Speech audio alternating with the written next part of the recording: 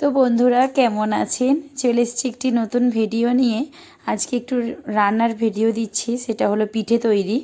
তো এখন পৌষ পার্বণ তো আমাদের একদম সামনেই চলে এসেছে, আর কিছুদিন আগে এই পিঠেটা আমি বানিয়েছিলাম। আপনারা তো শর্টসে যারা দেখেছেন তারা তো জানেনই। আর আজকে ভাবলাম পুরো রেসিপিটা আপনাদের সঙ্গে শেয়ার করি যে কীভাবে বানালাম। অনেক দিন থেকেই পিঠে খাবার প্ল্যান হয়েছে, এমন নয় যে শীতকাল এসেছে বলে। এই যে আমি ভয়েস ওভার দিচ্ছি, আমার মেয়ে হাই বন্ধু বলছে। আর এই যে ফুলকপি আর বাঁধাকপি দুটো হচ্ছে। আর আমরা নারকোলেরটা ঠিক আছে চুপ করো মা। নারকোলেরটা অতটা পছন্দ করা হয় না বলে ওই জন্য নারকোলটা আমরা বাদ দিয়েছি। আর এই যে বাঁধাকপি আর ফুলকপিটা হচ্ছে। বাঁধাকপিটা আগে থাকতে বসানো হয়ে গিয়েছিল। এই যে বাঁধাকপিটা ভালো করে কি করেছিলাম, প্রথমেতে তেল দিয়ে দিয়েছিলাম। তেলটা গরম হয়ে যাওয়ার পর একটু জিরে, গোটা জিরে, তারপরে দুটো শুকনো লঙ্কা, তেজপাতা, এটা ফোড়নেতে দিয়ে বাঁধাকপিটা তুলে দিয়েছিলাম। আলুটা ভেজে নুন, লঙ্কা গুঁড়ো, হলুদ গুঁড়ো, আদা বাটা এইসব দিয়েছিলাম, টমেটো দিই না। তারপরে পাতাগুলো তুলে দিয়েছি, বাঁধাকপিটা আর কি দিয়ে জল দিয়ে ভালো করে কিন্তু সেদ্ধ করে নিচ্ছি। জলটা শুকনো শুকনো একদম হয়ে গেলে ওপর থেকে একটা ভাজা মশলা করেছি, জিরে, ধনে, শুকনো লঙ্কা, তেজপাতা ভালো করে একদম, সাথে এলাচও দিয়েছিলাম। এলাচ, একটুখানি ডালচিনি দিয়ে ভালো করে কিন্তু গুঁড়িয়ে রেখে দিয়েছি মিক্সারেতে, ওইটা ওপরে দেবো বলে। আর এই যে এইদিকে কিন্তু চালটা যে দরকার আমাদের, সেটা তো ভালো করে একদম স্মুথভাবে পাউডার বানাতে হবে। তার জন্য আমরা মেশিনের খোঁজ করেছিলাম এইখানেতে। এখন এইখানে থাকি না, মানে এটা ভিজে চালটা পাউডার করে দেবে না বলছে, মানে এমনি শুকনো চাল পাউডার করার মেশিন অনেক জায়গায় আছে, ভিজে চালটা নেই। অগত্যা কি করা যাবে, চাল তো ভেজানো হয়ে গেছে, খেতেও হবে, তার জন্য কিন্তু ওই মিক্সারই একমাত্র উপায়। কেননা শিলনোড়া আছে, শিলনোড়াতে খুবই কষ্ট হবে, আর এত তাড়াতাড়ি তাহলে আজকে আর খাওয়া হতো না, মানে সেই দিনকে আর খাওয়া হতো না।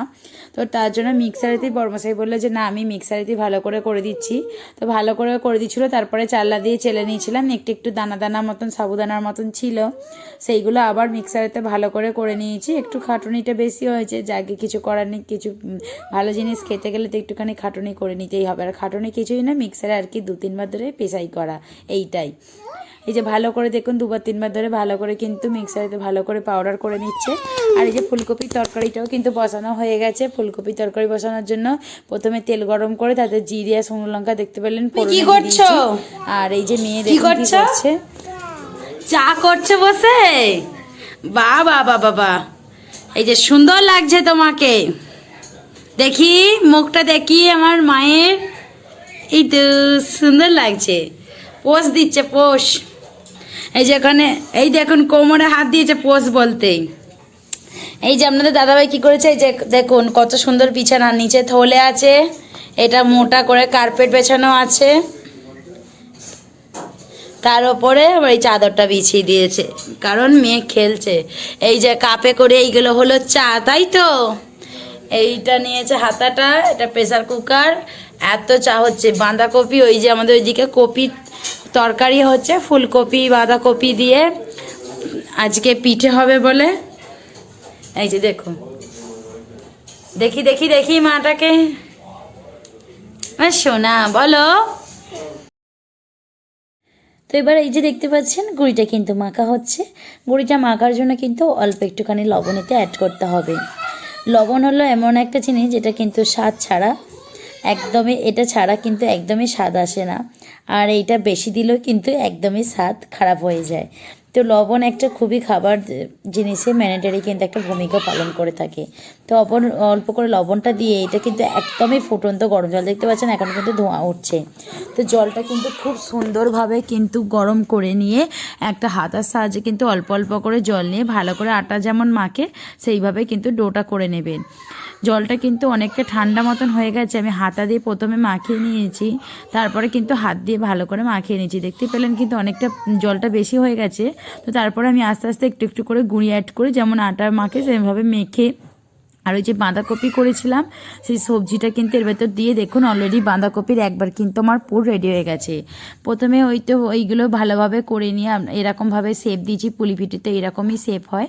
তো এরকমভাবে শেপটা দিয়ে তারপরে গ্যাসের ওপর একটা বড় হাঁড়ি বসিয়ে তারপর ছিদ্রযুক্ত থালাতে আপনারা কি করবেন, এই যে পিঠেগুলো সব সাজিয়ে ভালো করে দিয়ে দেবেন। তার উপর একটা চাপা দিয়ে কিন্তু ওটা সেম ভাপাতে দিতে হবে। তো গ্যাসের ফ্লেমটা একদম হাই রাখবেন না, একটু হাই টু মিডিয়াম রাখবেন। তো ওরকমভাবে রেখে কিন্তু আমাদের একবার হয়ে গেছে, আরও একবার এই যে করা হচ্ছে দেখতে পাচ্ছেন। বাঁধাকপি অনেকটাই হয়ে গেছে, এবার কিন্তু এই ফুলকপির এবার কিন্তু করতে হবে। আমরা নারকোলটা পছন্দ করছি না বলে নারকোলটা করি না, আপনারা কিন্তু চাইলে কিন্তু নারকোলও করে খেতে পারেন, খুব খেতে ভালো হয়। এই যে দেখতে পাচ্ছেন এবার কিন্তু বাঁধাকপিগুলো হয়ে গেছে, কিন্তু ফুলকপিগুলো হচ্ছে। আর ফুলকপিগুলো হয়ে গেলেই আমাদের কিন্তু আজকে পিঠে পর্ব একদম শেষ।